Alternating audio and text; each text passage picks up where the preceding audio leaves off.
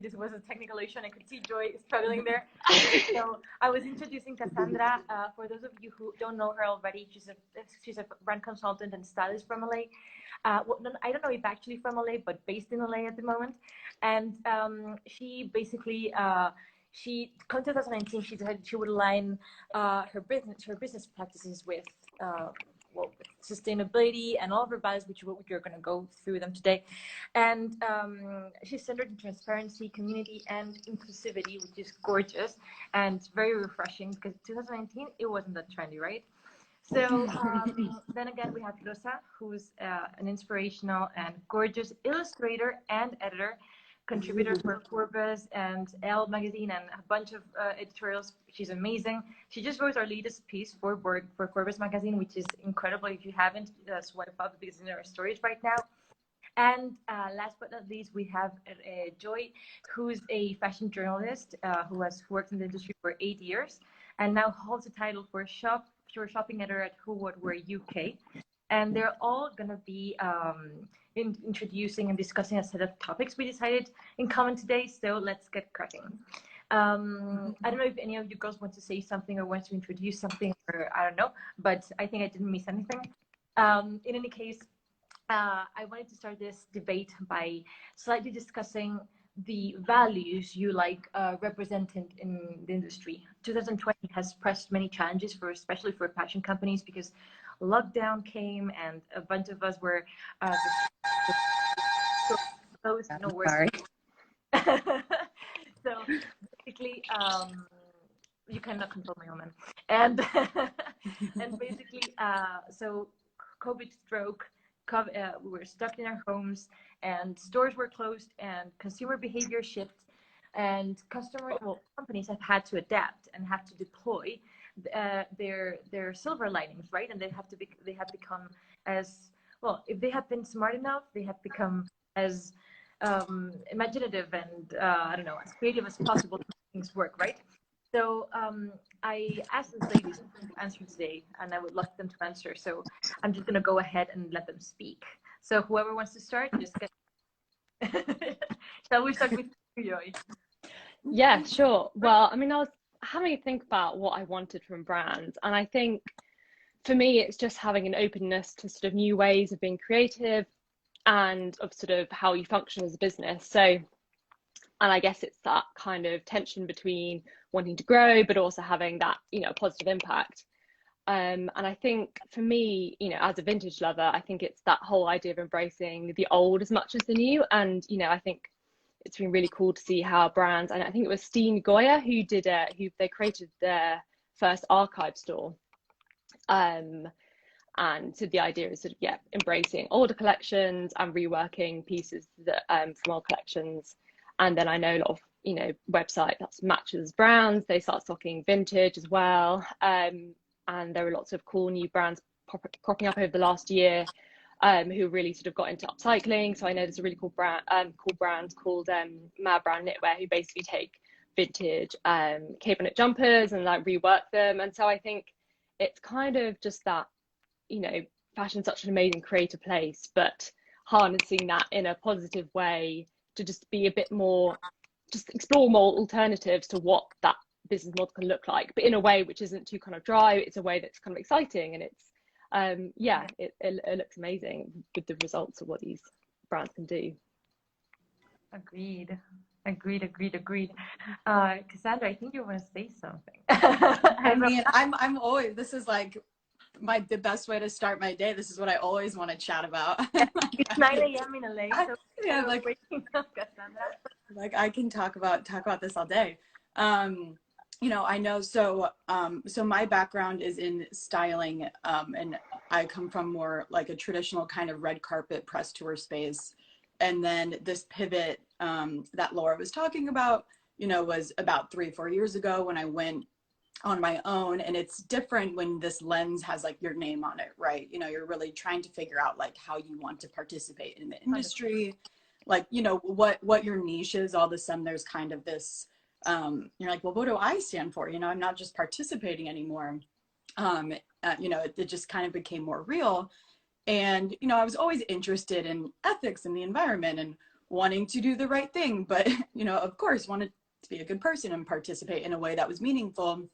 But I didn't really, you know, take a stance or put that into practice until, you know, 3-4 years ago when I had started my own thing. And so, you know, now all of my work in the brand and client space is all about alignment of values. So the inception of how I work with clients always starts with, you know, what's important to you? Is it, you know, inclusion, diversity, ethics, the environment? How do we display this, or how do we amplify, you know, your work through your wardrobe? And from like a brand perspective, I'm always looking for transparency, right? So I'm not necessarily looking for, I don't have hard like buzzwords, you know, I'm not just like only organic or only this, because, you know, as you start to do the work and you're more involved in that space, you know, you realize, well, if it's organic and it's shipped, is that, you know, is that better? You know, and you kind of start to unpack like the different ways that brands do things. And for me, I really appreciate when brands just kind of bring that transparency to the table and have that commitment. You know, I feel like it can be a really like daunting and not super inclusive space. And I think when we get this like eco anxiety, we kind of like tend to maybe not evolve or tend to not start. And since I work with so many small brands and up and coming brands, I'm really looking for like the transparency and commitment to like do this, you know, do this together and want to do the right thing, not to necessarily like tick every box because it's so complicated. Yeah. Again, I can chat forever, but I can let someone else go. I loved it. No, but I love like what you're saying makes so much sense. Let's go. Let's hear what Rosa has to say, and then I'll say something. I kind of want to say. You know, I'm always interested in products that have a backstory, but like you guys said, I much rather, you know, get to know designers that are doing ethics in their own way and embracing sustainability in their own way, rather than saying, you know, I'm going to wear pineapple leather and only pineapple leather for the rest of my life. Like I don't think that's necessarily what ethics is about.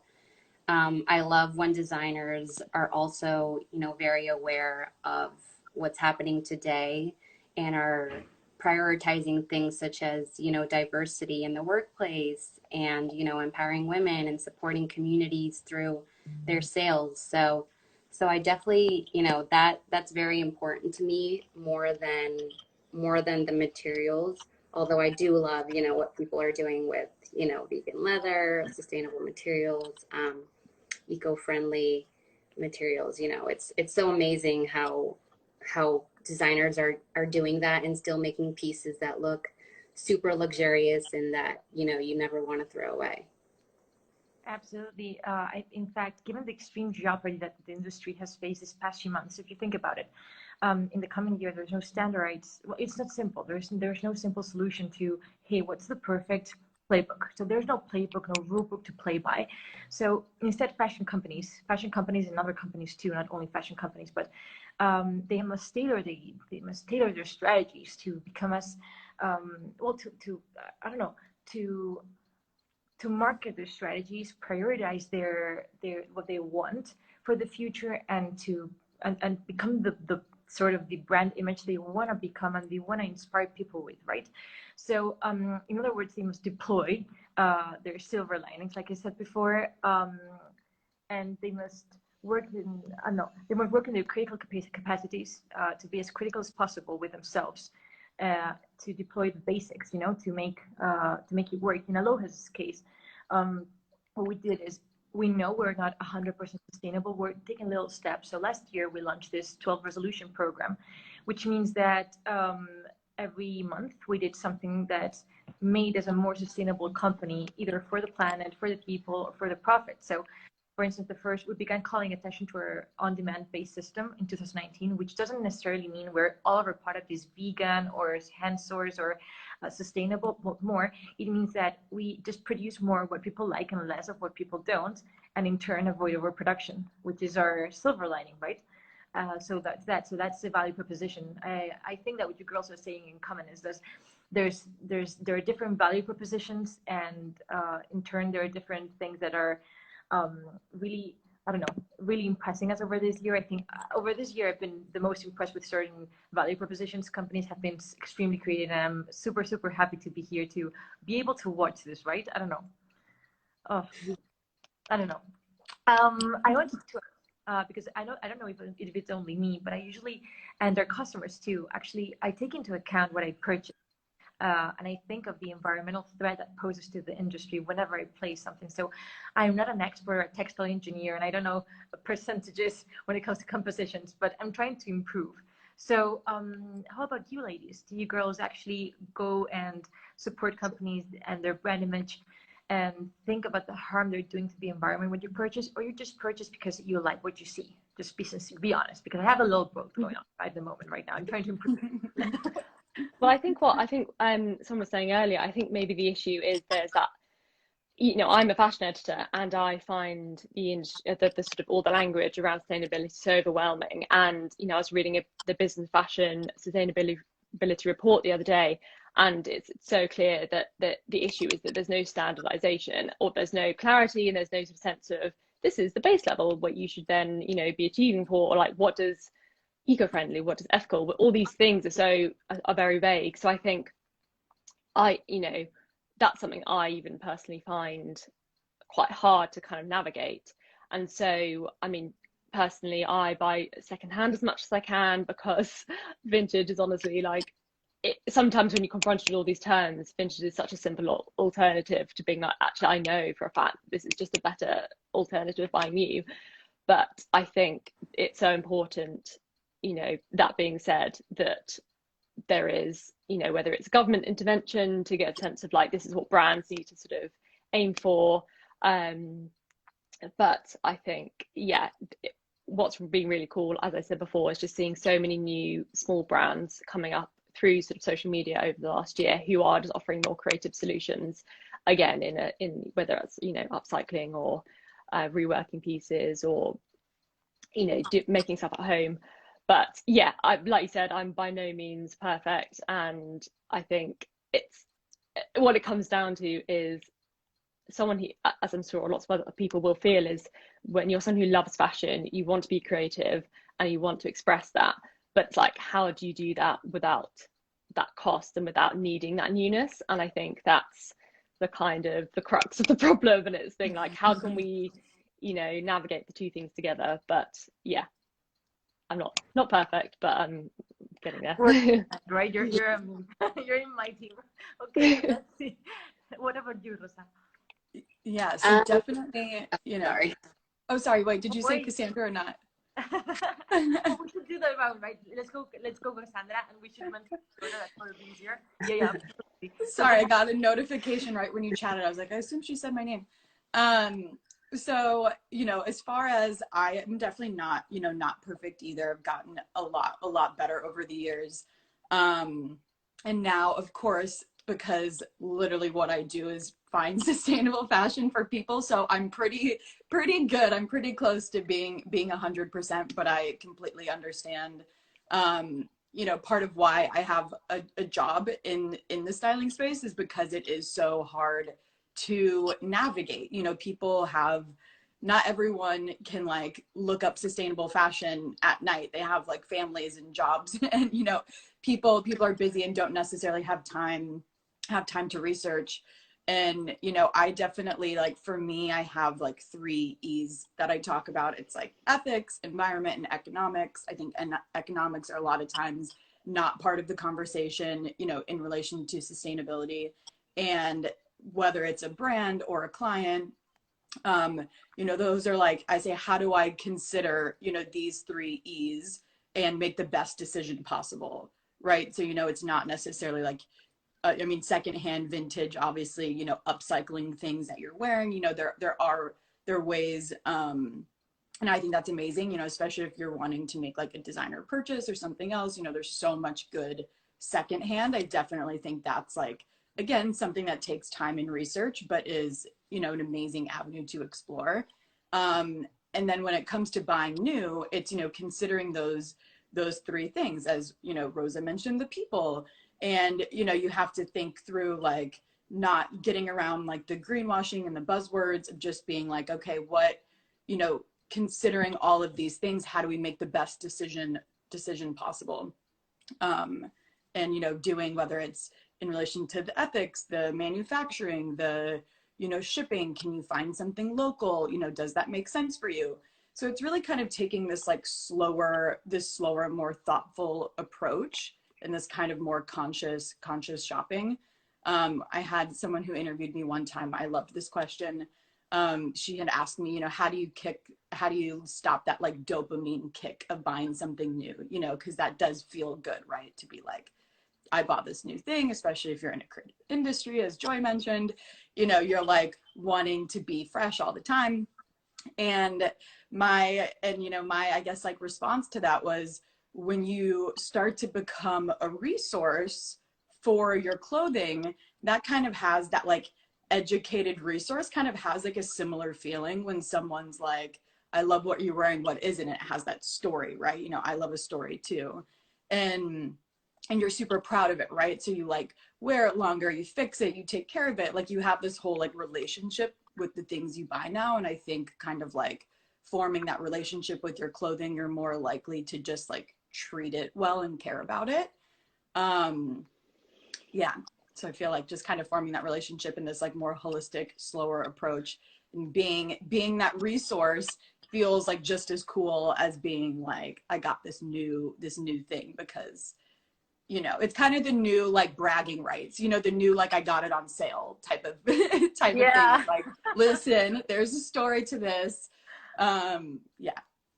I totally resonate with that. Everything you said, yes. I think the audience does too. So Rosa, what about you? What's your take on it? Yeah, no, I totally agree. And I think it's almost impossible in today's world, especially, you know, living in the US, to say that you've never contributed to the problem of overproduction or consumerism. But I think also just being aware of that has made me really want to cut down on waste. So, you know, sites like The Real Real or like Vestia Collective or just like thrift shops, you know, are so great because that honestly makes me feel better that like the end of my life, like the end of my clothes' life for me doesn't have to be the end of its life for someone else, or its materials can't be reused to, you know, make another piece. That's been so great. And it's actually because I, like you guys said, you know, I love buying new things, but it makes me feel better to buy something that, you know, was ethically made or was previously owned, and I'm just giving it like a new life. Yeah. I myself used the Stier Collective the other day, and I got my first piece sold out, and it felt so good, ladies. I'm just trying out because what Rosa just said is so true. Like you want to give your skirts, perhaps it's a beautiful mesh skirt. I hadn't worn it for 2 years, and I was like, come on, Laura, you're not really gonna wear it. So it was like, okay, I might as well just like give it to someone who's actually gonna like it. It's a gorgeous skirt.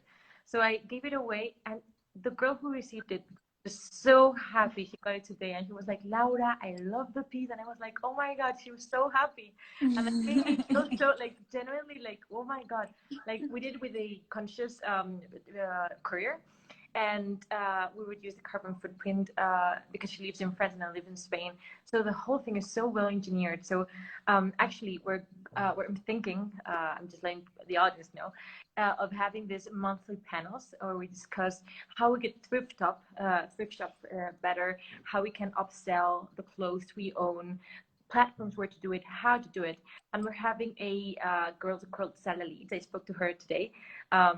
Actually give us sort of be part of a panel, and a textile engineer might join too. I don't know. It's gonna be gorgeous. This is gonna be the main panel, and I don't know. It's gonna be a topic. So I'm so excited to see this live. I think that's gonna be very successful.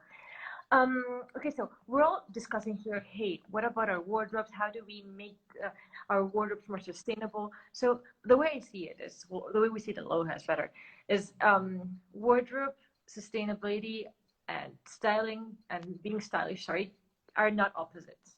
You just need to find a way to do it, right? So I think all of you girls have managed in some way to actually make it happen. In your case, Cassandra, you did it with styling, which I think is it's amazing, because she must get 1,000 emails with product that's not sustainable yet gorgeous, and she must be like, oh, how can I resist? Well, whatever. I mean, right?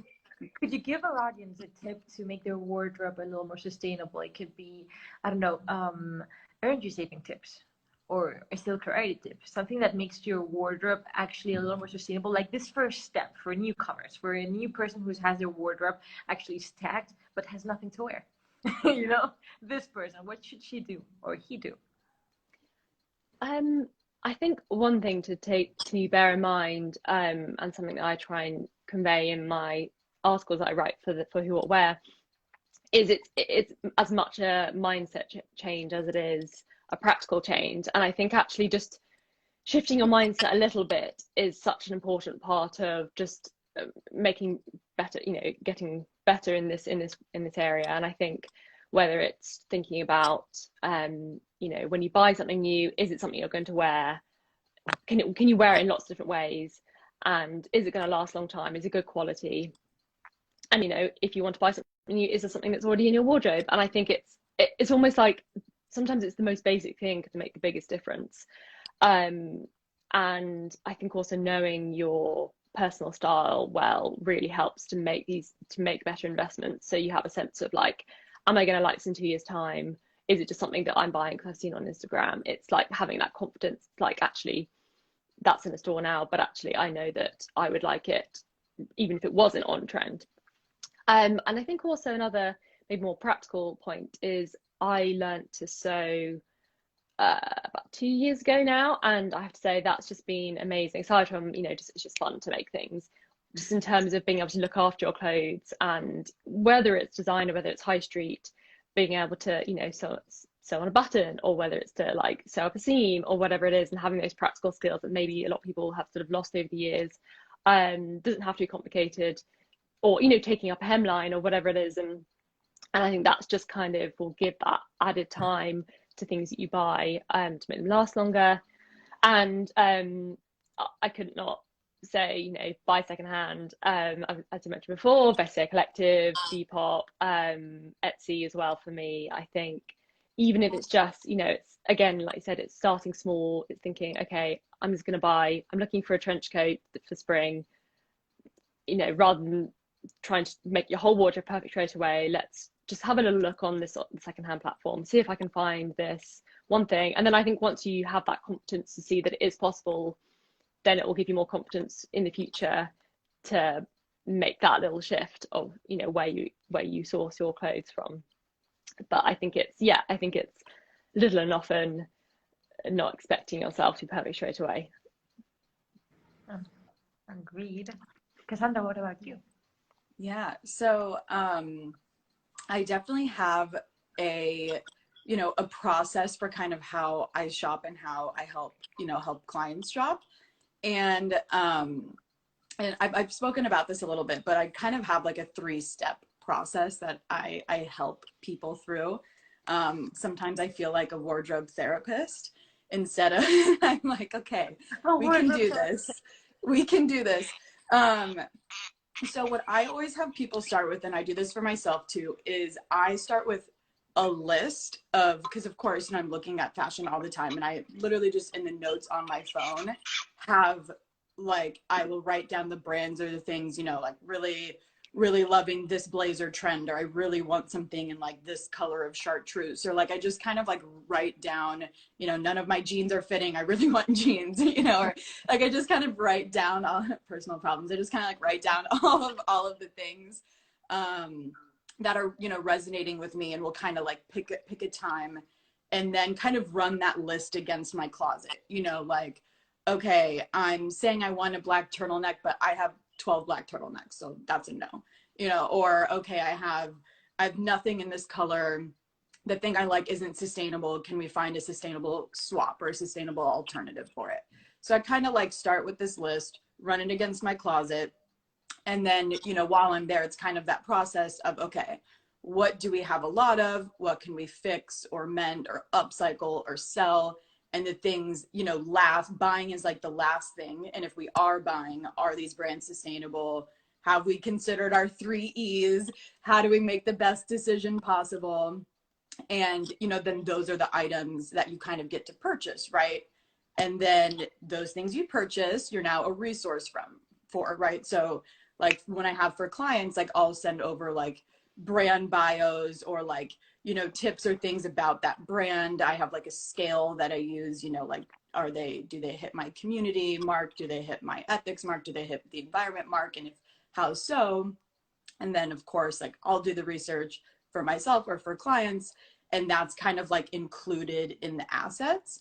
And so that's just like a process that helps me and has helped, you know, people I know and work with and kind of like my community take that slower approach to shopping and buying.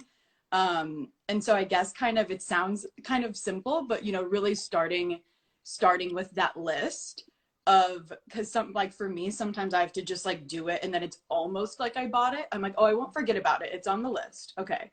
You know, it's okay. It's not going anywhere. I mean, it might, but you know, kind of like making that list takes a little bit off. Like, I'm not going to forget it. This is still a possibility for me. Does it deserve my money? You know, kind of thinking of it, rewiring your brain like that is something that I'm always working towards. I'm thinking of that list in my closet. Oh my God, time, girls, time.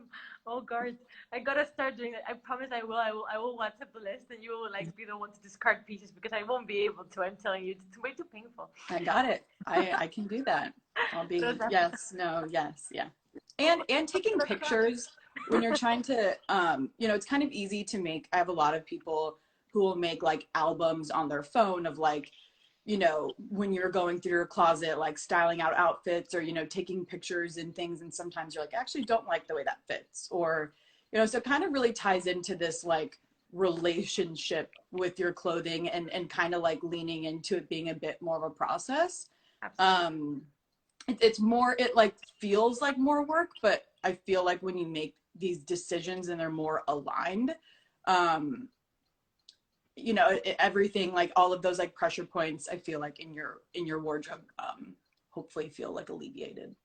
Yeah, I think doing that list takes commitment, and it takes a lot of commitment. And I think that list takes I don't know. Yeah, I guess people who do that, and I wish I'm gonna start. I promise. Vinted was my first step. Stier was my second. That's gonna be my third, I promise.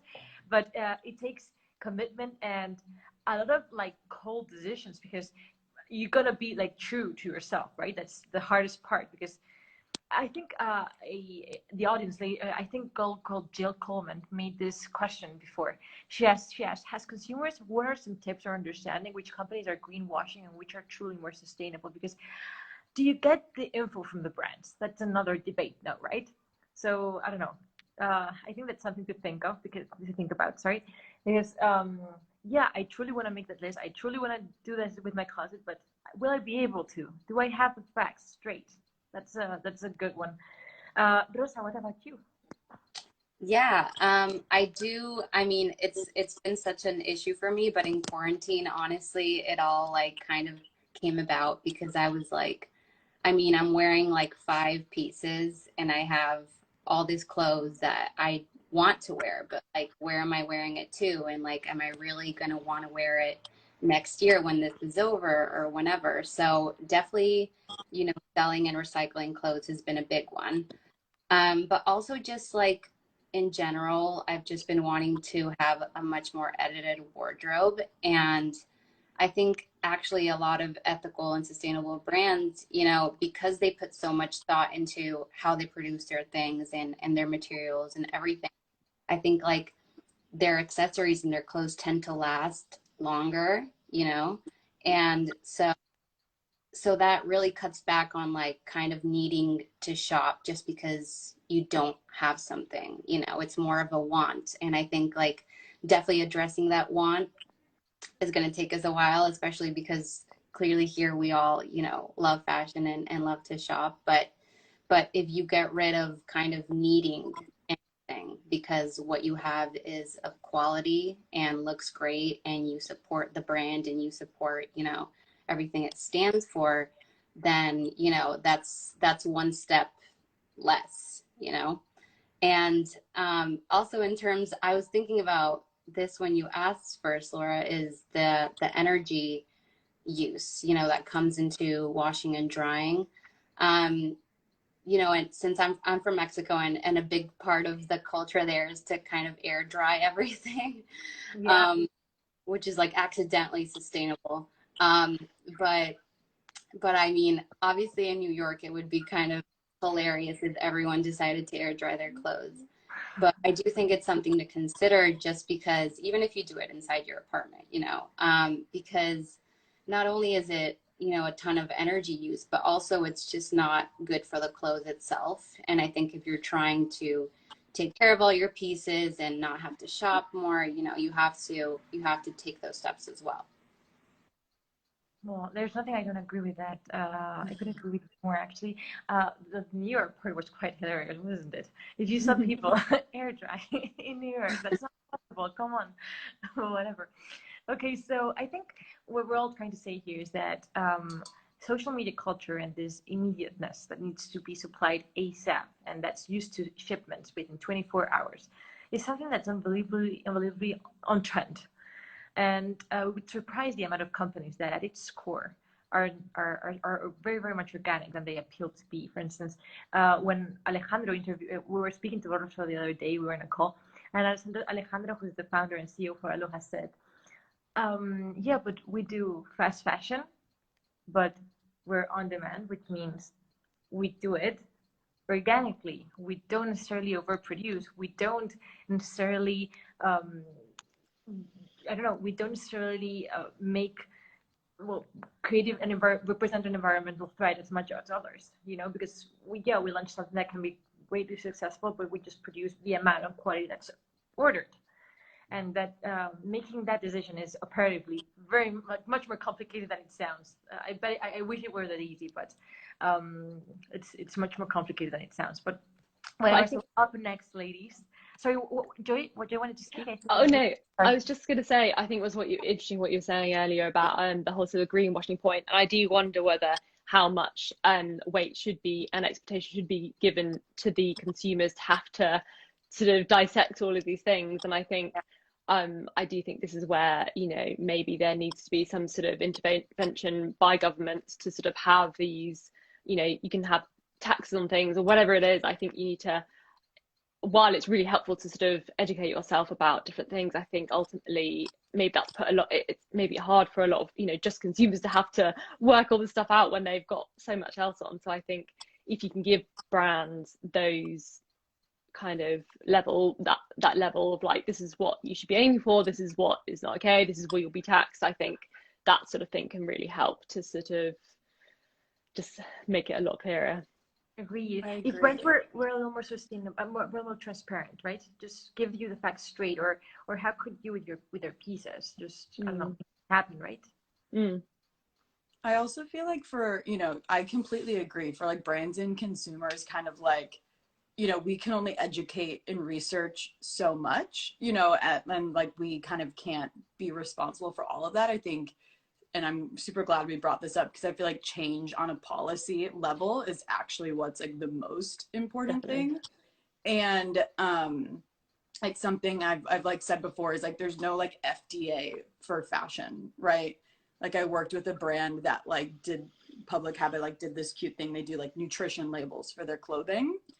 And that's like one of, you know, that like that idea that we don't have that type of thing in fashion industry is definitely something that like, you know, needs to change on this like cellular policy level for sure. I agree. Yeah, that's quite a point you guys made. If governments were to give us the lead to start doing things in a different way, perhaps there must be much more regulation, right? You're making quite a point here, giving me something to think about. Okay, so last but not least, many of us today who are not as experts in the matter as you girls are, because you girls are bombarded with information on a daily basis, either because you're editors or stylists or experts in the matter, or actually know lots of people and actually read tons of interesting opinion articles and scientific articles. And I just wanted to ask, who would you recommend our audience read in order to start the quest towards becoming a more sustainable and more positive impact person? So who would you recommend we interview or next, or even they read? Sure, I'll go. Well, I actually did an Instagram live the other day with someone called Emma Slade Edmondson, and she's this amazing lady, and she has so much knowledge around the area of sustainability, but particularly with the emphasis on sort of charity shop shopping or thrift store shopping, and bringing that to the younger generation. And I think she always speaks so eloquently on the subject. And she also has a podcast as well. I also think following a lot of vintage sellers out there. I think I've just done a feature today with a brand called Finds by Foxes, and she specializes in size inclusive vintage collections, which I think is maybe an area which maybe hasn't been explored so much. And also Franny Fine as well. She has a very cool platform, and I think just following these people who just really just have to bring so much life to their wardrobes, but in a way which is sustainable, and just giving you outfit inspiration, and that can just filling your feeds with these people can just make such a big difference, for sure. Gorgeous. Well, that's something to think about. I will be needing her handle or her podcast link or something. I'll ask for it or the interview. I'll share with you guys too. What about you? So I definitely kind of now thinking of like the policy perspective, like two companies that I love following. One is the New Fashion Initiative. I'm friends with one of their founders, Laura Lamarca. And the other one that I thought of was Sustainable Fashion Forum. I know Brittany Sierra is someone in the industry that I really look up to. And so I feel like a lot of what I actually do truly follow is kind of this more, like in the policy kind of people that are really having like an intersectional approach to the industry, kind of bridging, that feels very like the most important conversation right now is kind of this intersectional, approach of climate justice and, diversity and really, policy, kind of like that intersection, I think is what is the most important right now. And also to activists, like climate activists that really, I think, do an amazing job in that space. Green Girl Leah, I really look up to, and Sophia Lee as well. Those are like two people that I really think are kind of champions in more so in the intersectional eco space, but that also translates to fashion. So yeah, I would say like those four are the first like people or brands that came to mind. Gorgeous. That's 4 answers. Oh my God, I don't know how to come up with this. What about you, Rosa? Yeah, so recently I've been super obsessed with these two girls. One of them is Valeria del Rey. She founded this swimwear brand, La Gota, which is like a sustainable swimwear brand. And she's also making like sunscreen with like all natural ingredients. So it's this amazing brand, and I love her just because she also is like, she really lives that life, and I think that's also something I'm always kind of looking for. Like, it's not just branding, like she really is like that. And then Barbie Brignoni, she's an influencer, a sustainable influencer, who I know for Earth Day, she's doing like a bunch of kind of Q&As on why she made the change out of fast fashion, which is super interesting because some people don't actually, know what the benefits are apart from the obvious. There's so much that goes into really embracing slow fashion and ethical fashion. So that she's super interested in that way. Yeah, I think that's so genuine. I don't know, as a brand, when I think of who to interview next, who to ask to be an ambassador, who to ask to join for a panel. I always look for inspirational human beings who, besides of the obvious, like Rosa just said, you can see they truly are invested in the matter because of what they write, because of what they choose to ask.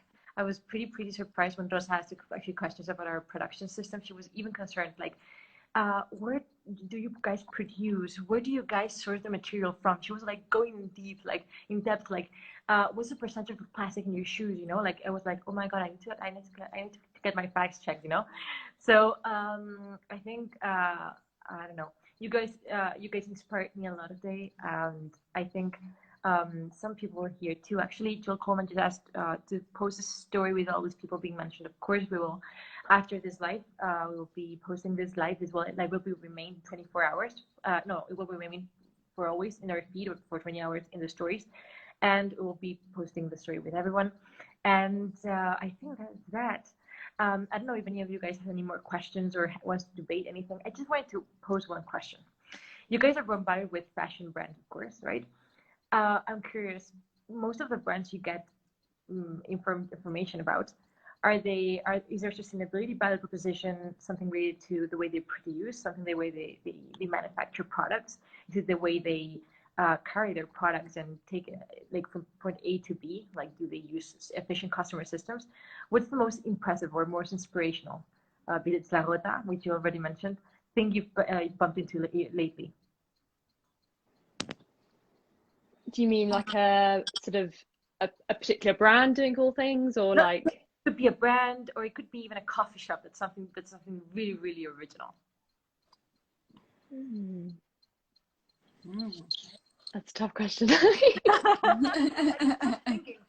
was just thinking, like, oh my god, like, what's the most refreshing thing? Because in Alohas' case, I'll just fill in this gap.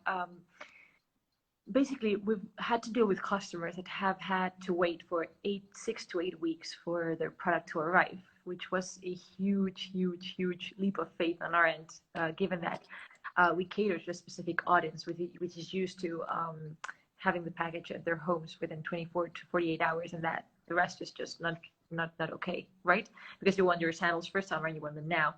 Instead, what we're doing is coming out with a collection for summer, which we did the first drop December. And who on earth buys sandals in December? Well, a lot of people do. We were super surprised that they were actually willing to wait for 8 weeks to get their pairs. So I don't know. In Aloha's case, I have a very clear understanding on what we do. However, I'm always looking for other brands and other ambassadors who do things very in a very non-evident way, like something very genuine, something very original. And I was just wondering, because this question just popped into my mind while we were talking, I was hearing you girls, which it was an absolute pleasure. No, I mean, I was just thinking how in London, the big store called Selfridges, they have a really cool space. They often sort of rotate different brands, and I know they've got one with the rental brand called Her at the moment, and so I love that concept. And I know they've also done I don't know if you have Oxfam where you are, but Oxfam's like a kind of charity shop, thrift store, and they had a pop-up there. So I think it's really cool when you see these big brands really embracing these sort of flexible spaces. And they had a Vestiaire collective pop-up as well. And so I think, you know, alongside these super high-end designer brands, you have these sort of more innovative spaces that people can explore when they come into store. So I think, yeah, I think that's something that I really loved quite recently. Gorgeous. I actually just worked with this brand called Etica, and they do this really cool thing that all the water they use in their workshop, they recycle and use on farmland, and also in like an aquaponics kind of garden situation. So that's really cool, because literally, you know, water is a big part of why, you know, denim brands are having such a hard time being sustainable as well. So I think it's really cool, you know, kind of going into nature and actually putting that back into nature. Loved it. I feel like kind of any brand, you know, any brand that has initiatives that are kind of promoting circularity is obviously, you know, a huge thing right now. Like, I just did this activation that came to mind with Eileen Fisher, And I didn't, like, I knew that they were sustainable, but I had no idea how sustainable, you know, they truly were. And, you know, everything from like, you know, I think it's a lot for a brand to take on, like, you know, okay, send us back your old clothes. We'll you know, like kind of like the whole resale, like end of life. I feel like a lot of brands, you know, I'm sure they want to, but, you know, maybe aren't able to like get there yet. But I think that's really cool when brands are able to kind of like close that loop of being, okay, you know, maybe we designed this sustainably. You know, we really care about our manufacturing, and now we're also able to like, you know, recycle, upcycle, you know, bring back your used clothes to us, and we'll, you know, use them to produce our next line, or you know, like really kind of speaking to that end cycle. And I think that's something like I'm seeing more and more brands doing that. And again, I had just worked with Eileen Fisher, and like reading about that, I was like, that's really cool. I feel like a lot of brands kind of like sign off after that. And so I think that's a cool, you know, just an interesting way to, again, kind of close that loop. Gorgeous. Well, that question wasn't scripted, just so you guys know. Anything was scripted here, but the question I did send through beforehand. And this last question was something I just came up with at the end. So thank you so much for taking the extra time for answering, girls. Again, it was so lovely to have you here, to be able to discuss with you. It's such a pleasure. And more given the fact that we're all based in different time zones. I just realized when I was sending the invite, oh my God, it's a time in New York, a time in LA, and a different time in the UK. How is this possible? And we made it happen. So, girls, thank you so much for taking the time to discuss and to celebrate Earth Day and Alohas' 6th anniversary with us. It's been an absolute pleasure. And of course, this is not the last. This is a continuous, ongoing process, and we will keep you updated on everything these beautiful ladies and Alohas do. And hopefully we can do some special projects together soon. We'll keep you tuned. Some of you were asking about vegan shoes earlier, and I need to flag that there may or may not be a vegan line coming through.